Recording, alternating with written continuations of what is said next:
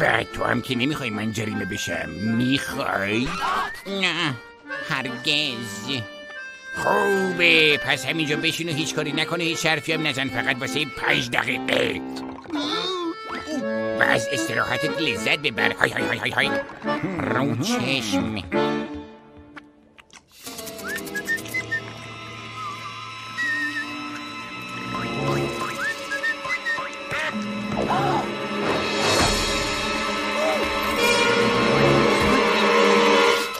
بابت فرنجی داری چی کار میکنی؟ چیزه فقط یه لکه دیدم قربان. موقع استراحتی نباید کار کنی پسر. ختم کلام. جریمه رو یادت نیست؟ میدونستم. من سالهاست که تو رو زیر نظر دارم خرچنگ. این قانون شکنی برات خیلی گرون تموم میشه. میبینم که مجبورم یه اقدام خیلی قاطع انجام بدم.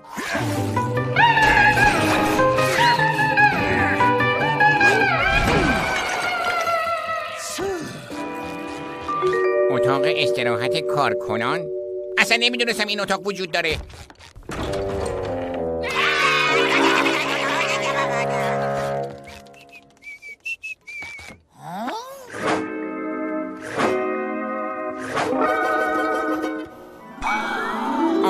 چنگن خوشگله. انگار به یه قلمرو جادویی دنیای ماورایی قدم گذاشتم.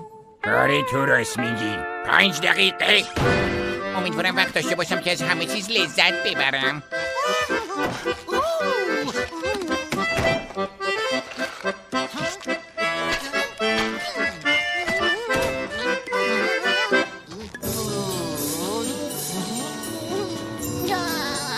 از چرخ و فلکتون لذت ببرین دوستای هات‌داگی من.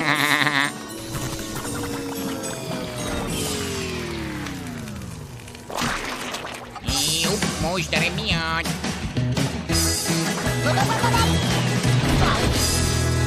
نابود شدم.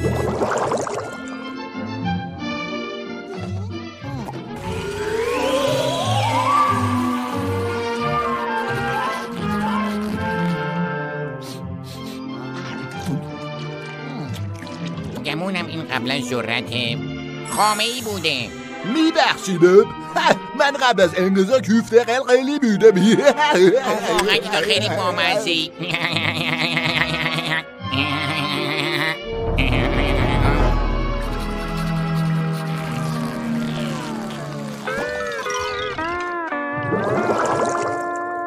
بفرما. گروه موسیقی اتاق استراحتم اسکرابی و خدمه نظافتمون. بذار ببینم سیم کشیش درسته یا نه. درسته.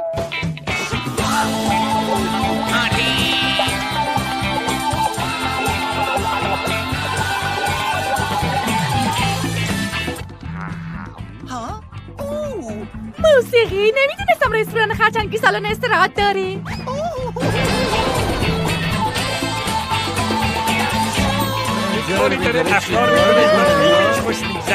همگی بیاین تو دوستان، بیاین اینجا رو امتحان کنیم. جدیده.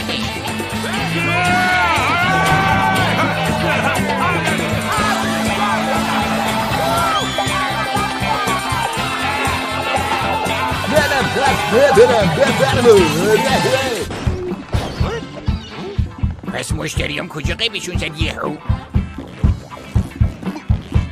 هیچ معلوم هست؟ مهمونی گرفتن. یادم نمیاد از کسی بابت مهمونی در ملکم پول گرفته باشم.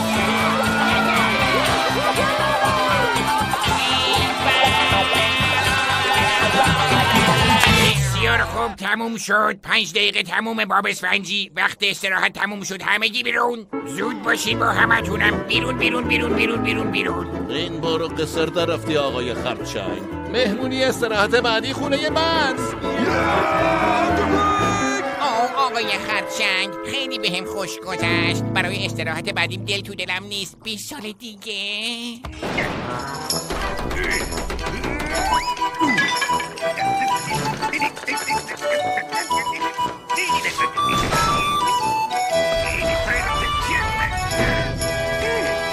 خوشحالم که لذت بردی پسر جونم. حالا وقتشه که برگردی و برام پول در بیاری. رو چشمم آقای خرچنگ.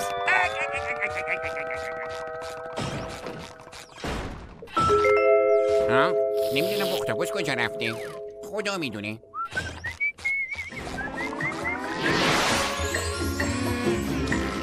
رفیق در پوست من جای ندیدی.